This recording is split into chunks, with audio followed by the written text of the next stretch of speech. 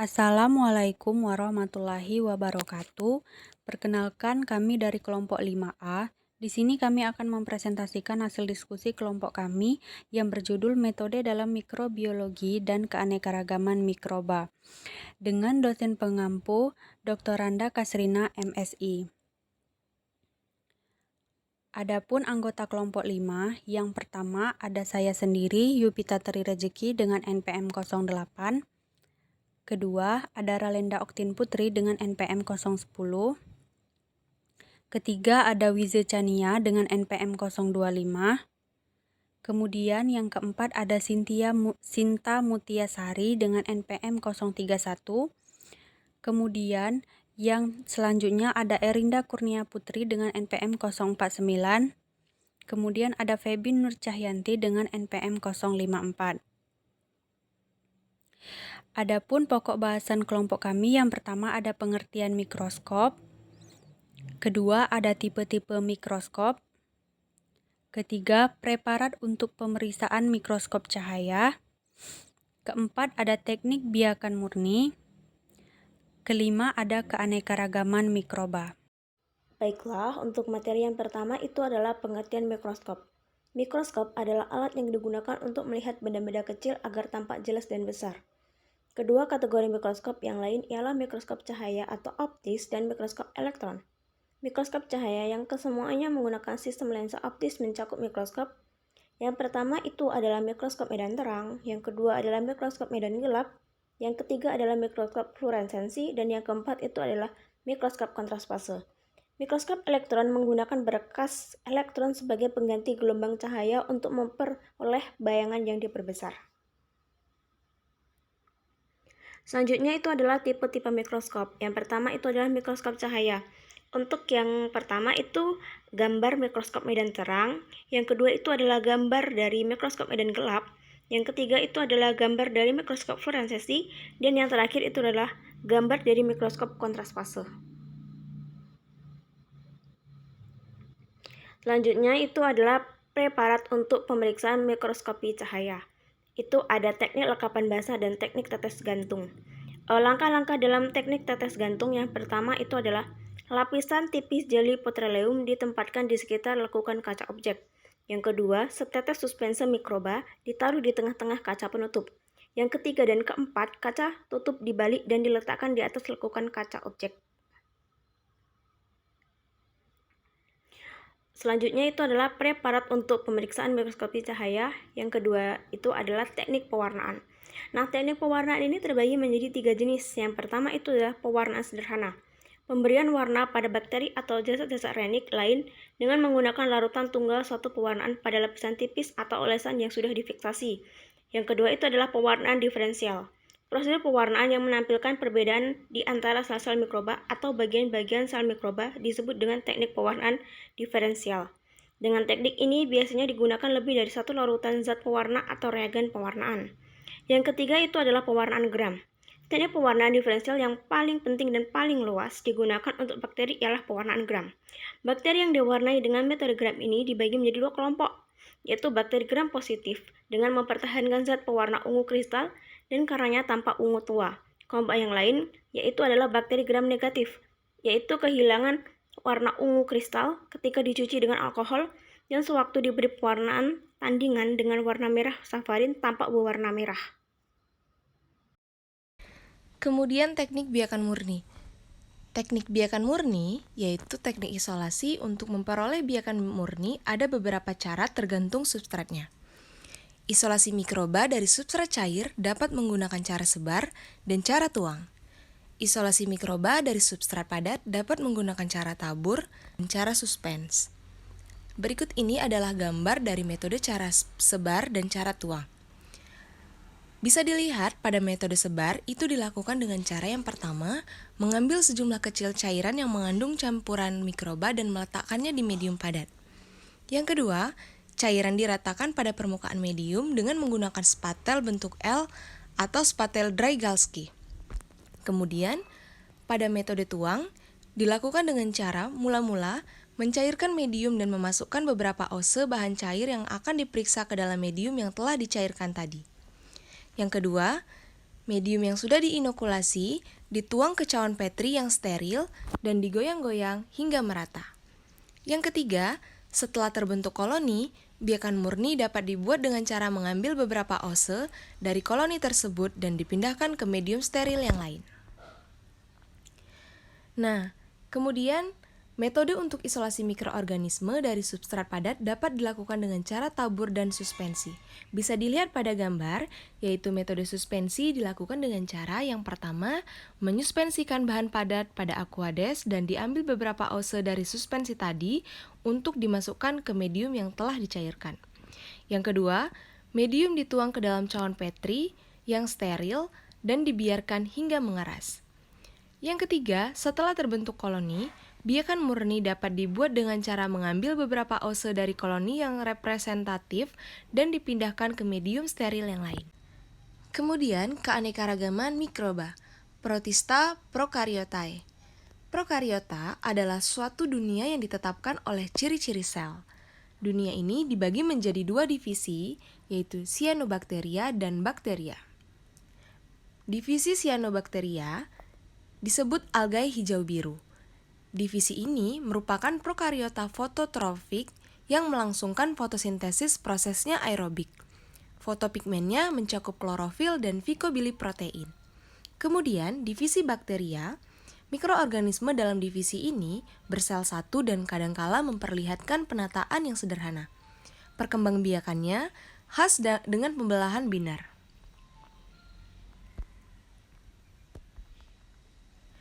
Nah, berikut ini kelompok-kelompok utama bakteria. Kelompok 1, bakteria fototrofik. Bakteri fototrofik ialah organisme yang berbeda secara morfologis dan semuanya mengandung pigmen seperti klorofil, yakni bakterioklorofil. Bentuk sel ada tipe bulat, batang, vibrio, atau spiral. Bisa dilihat di sini ada tipe rhodospirillum, chromatium, chlorobium. Kemudian, kelompok 2, bakteri luncur. Myxobacter menghasilkan apa yang disebut tubuh buah atau struktur yang membentuk spora. Terdiri dari lendir dan sel. Bentuk sel ada batang, bola, atau filamen. Habitatnya di tanah, bahan tumbuhan membusuk, atau lingkungan akuatik. Nah, ini merupakan daur hidup dari Stigmatella aurantiaca yang menunjukkan sel-sel vegetatif spora dan tubuh buah. Baiklah, materi yang selanjutnya itu klasifikasi fungi. Yang pertama ada Phycomycetes. Anggota kelas ini sering disebut sebagai cendawan tingkat rendah karena pada umumnya dianggap primitif. Ciri Phycomycetes yaitu tidak adanya septum atau sekat di dalam hifa. Phycomycetes mempunyai talus miselium yang berkembang sehingga menghasilkan sporangium pada ujung sporangiospora. Yang kedua ada Ascomycetes. Anggota kelas ini dicirikan oleh pembentukan ascus yang merupakan tempat dihasilkannya ascospora. Reproduksi aseksual pada Ascomycetes berfilamen adalah dengan pembentukan conidia dalam jumlah besar. Yang ketiga ada Basidiomycetes. Kelas ini dicirikan oleh adanya basidiospora yang terbentuk di luar pada ujung atau sisi basidium. Basidiomycetes ini merupakan tubuh buah atau basidiokap yang mengandung basidia bersama basidiosporanya. Yang keempat yaitu Deuteromycetes. Kelas ini meliputi cendawan yang tingkat reproduksi seksualnya belum ditemukan. Namun, untuk memudahkan dan karena tingkat conidiumnya jelas, banyak spesies masih dianggap tergolong ke dalam kelas ini, meskipun tingkat seksualnya telah diketahui dengan baik. Kapang lendir. Kapang lendir sejati. Ciri pembeda dalam kelompok ini adalah fase somatiknya yang disebut plasmodium, yaitu massa protoplasma yang telanjang dan multinukleat. Kemudian ada kapang lendir endoparasitik. Organisme ini mempunyai plasmodium multinukleat lagi bugil yang berkembang di dalam jaringan hidup tanaman inangnya. Infeksi terjadi bila mana zoospora menembus anak akar tanaman inangnya dan segera menjadi myxameba. Kemudian ada kapang lendir jaring. Jasad reni ini disebut demikian karena pada permukaan tempat tumbuhnya terdapat jaring halus yang berasal dari lendir yang dikeluarkannya. Sel-sel sebagian besar berbentuk lonjong atau seperti gelondong. Kemudian kapang lendir selular. Organisme ini hidup bebas dan ameboid. Plasmodiumnya tidak multinukleat. Daur hidupnya menarik.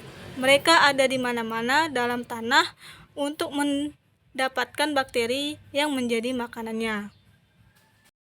Alga merupakan tanaman yang sangat beragam ukurannya, dari berbagai mikrometer sampai kepada bermeter-meter panjangnya. Organisme ini mengandung klorofil serta pigmen-pigmen lain yang melangsungkan fotosintesis. Morfologi dari algae sendiri, banyak spesies ganggang terdapat sel tunggal dan terdapat berbentuk bola, batang, ganda, atau kumparan. Beberapa koloni merupakan agresi sel-sel tunggal identik yang saling melekat setelah pembelahan. Reproduksi alga. Alga berkembang biak secara seksual atau aseksual. Reproduksi aseksual terjadi melalui berbagai cara, di antaranya fragmentasi, membelah diri, dan membentuk spora kembaran. Perkembangbiakan secara fragmentasi terjadi pada alga yang berbentuk lembaran atau batang. Klasifikasi algae. Algae diklasifikasikan berdasarkan ciri-ciri: 1. Pigmen atau susunan kimianya. 2. Produk makanan cadangan atau kimianya. 3. Flagela jika ada, jumlah dan morfologinya. 4. Dinding sel, kimia dan sifat-sifat fisiknya. 5. Organisasi sel. 6. Sejarah hidup atau rangkaian perubahan yang lengkap pada suatu organisme dan reproduksinya.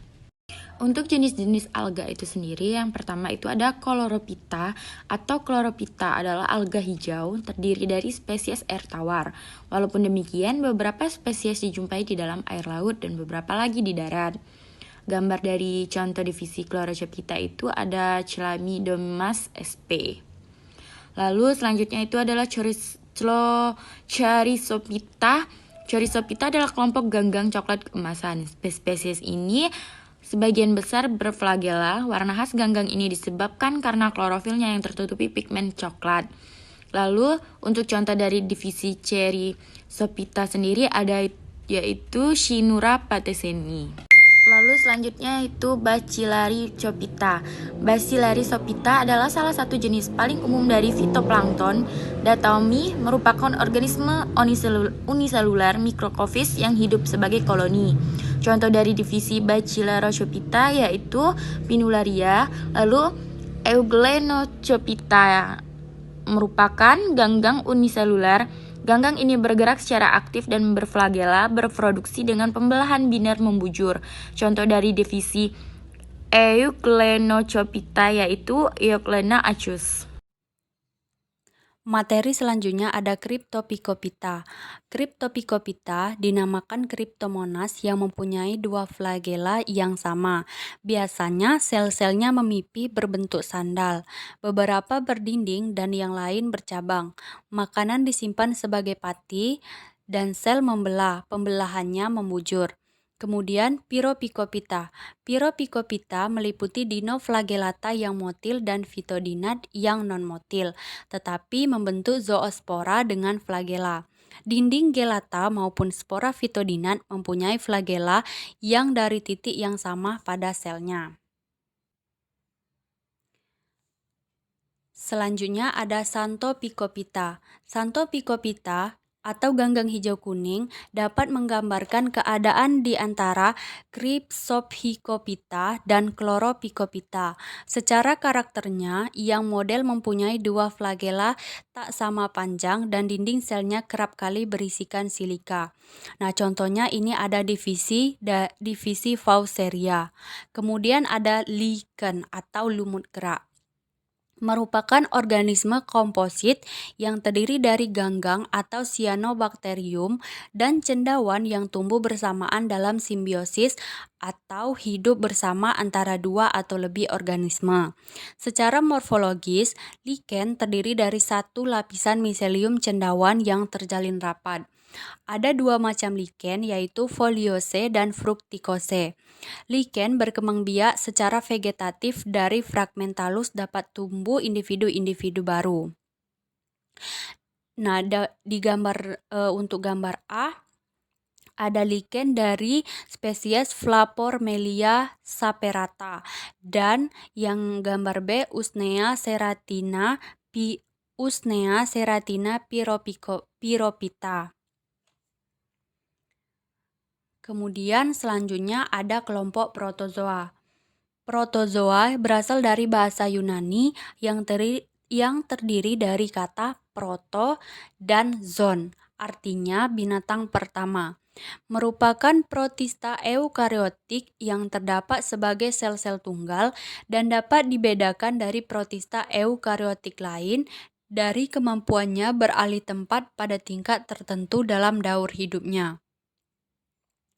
Morfologinya, ukuran dan bentuk protozoa sangat beragam, berbentuk lonjong atau membola, ada yang memanjang, ada pula tingkat polimorfik atau mempunyai berbagai bentuk morfologi pada tingkat-tingkat yang berbeda dalam daur hidupnya.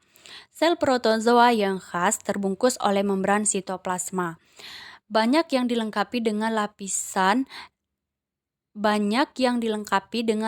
luar sitoplasma, yaitu ektoplasma, yang dapat dibedakan dari sitoplasma bagian dalam atau endoplasma. Nah, untuk reproduksinya, protozoa berkembang biak melalui berbagai proses aseksual dan seksual. Reproduksi aseksual berlangsung dengan pembelahan sel atau pembagian sel, sedangkan proses reproduksi melalui cara seksual yang terjadi pada protozoa bisa terjadi dengan cara konjugasi. Selanjutnya ada klasifikasi protozoa. Yang pertama ada flagellata. Flagellata dibagi menjadi dua kelompok, bentuk-bentuk hewan atau zooflagellata. Sejumlah flagellata menginfeksi manusia, menimbulkan penyakit pada alat kelamin, usus, dan penyakit sistemik. Nah, pada gambar yang telah ditampilkan, untuk gambar A itu ada spesies Euglena gracili, dan untuk gambar B ada spesies Giardia lamblia. Kemudian yang kedua ada amuba. Amuba menggunakan pseudopodia atau kaki palsu yang sebenarnya merupakan perluasan protoplasma agar dapat bergerak di suatu permukaan dan menelan partikel-partikel makanan. Nah, yang ditampilkan di gambar itu merupakan spesies dari Chaos carolinensis.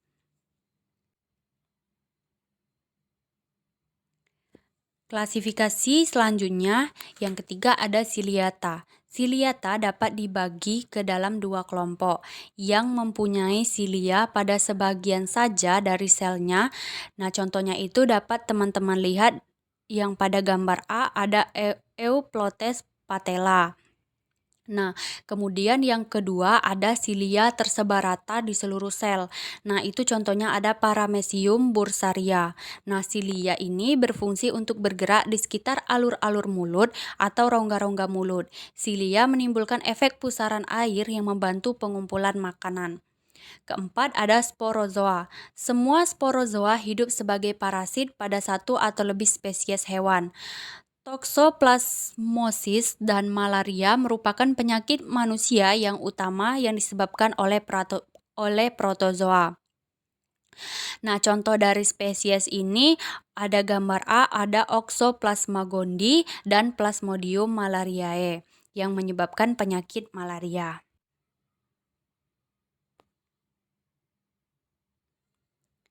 Baiklah, itulah hasil presentasi dari kelompok kami.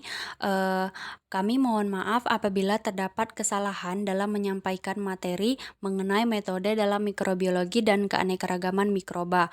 Kami berharap semoga video pembelajaran ini dapat bermanfaat bagi setiap orang. Kami akhiri, wassalamualaikum warahmatullahi wabarakatuh.